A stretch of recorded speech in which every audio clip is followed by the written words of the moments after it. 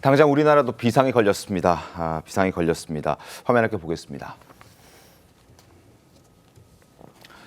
호르무즈 봉쇄 장기화 때는 우리도 피해를 크게 받을 수밖에 없습니다. 봉지 없이 못 만드는 여러 가지 어떤 음식물들, 포장 용지를 만들 수가 없고요. 그리고 샴푸도 용지가 없어서 못 만들고, 침대 매트리스도 생산에 차질을 가져올 수밖에 없습니다. 자동차 역시 시트가 부족해서 공장이 멈춰 설 수도 있는 그런 상황입니다. 권지웅 대변인 어떻게 보셨습니까? 그러니까 이게 장기화된다고 하면 되게 큰 문제가 발생할 걸로 생각합니다. 지금 이제 정부의 대처라고 하는 건 이 유가 변동에 따라서 이 변동성을 좀 낮추기 위해서 네. 최고 가격제도 실시하고 강훈식 실장이 직접 아랍에미리트를 찾아가서 사실은 호르무즈 해협을 건너지 않는 어떤 대한 항만을 통해서 석유를 받아오는 이런 것들도 방법을 찾아내고 있지만 이것은 저는 단기적 대책이라고 생각합니다. 네.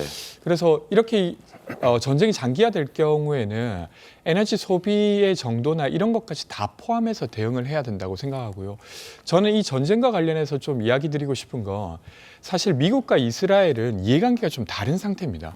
미국은 그러니까 트럼프 입장에서는 얼른 전쟁을 끝내야 되는 상황이지만 네. 이스라엘인 네타냐후 같은 경우에는 전쟁을 계속 지속해야 국내 정치에서 힘을 얻는 그런 상황이거든요. 근데 이것을 트럼프가 이스라엘을 그러니까 네타냐후를 압박해서 뭔가 제어하지 못한다면 계속 지속될 수밖에 없다. 근데 그 부분에 대해서 뭔가 외교적 압박이 필요하지 않을까 하는 생각이 듭니다. 알겠습니다.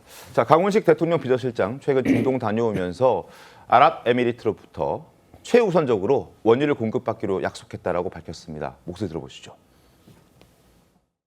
전 세계적인 원유 수급 비상 상황 속에서 UAE는 한국에 최우선적으로 원유를 공급할 것임을 약속했습니다. 한국보다 먼저 원유를 공급받는 나라는 없을 것이다.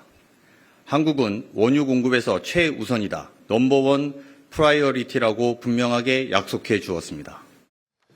정상 위원님, 뭐 얼마나 되는 양을 받아오는 것이고 우리나라 경제에는 얼마나 도움이 될 것으로 예상하십니까?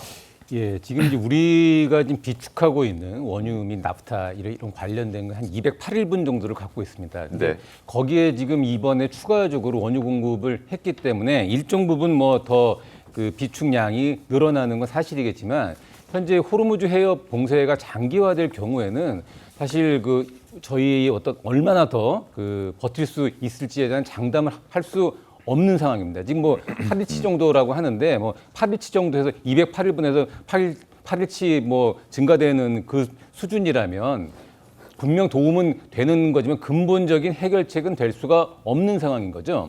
지금 강훈식 비서실장이 이번에 그 UAE 가서 이 원유를 확보를 했던 거는 사실 저희들이 잘 인식 못하고 있지만 UAE 같은 경우에는 이명박 정부 때 그 이제 원전 건설과 함께 그 아크 부대 파병 같은 거를 저희가 해줌으로써 어떤 준 군사 동맹적 그 성격을 갖고 있는 국가가 UAE입니다. 그렇기 때문에 이런 양국 간의 신뢰가 장기간 좀 그 지속이 되면서 네. 이번에 우리의 위기 상황에서 추가적인 원유 공급 확보를 할 수 있었지만 호르무즈 해협 봉쇄가 장기화되고 이란전이 장기화될 경우에 분명히 에너지 위기는 피할 수 없는 단계로 갈 수밖에 없는 그 상황이 되고 있습니다.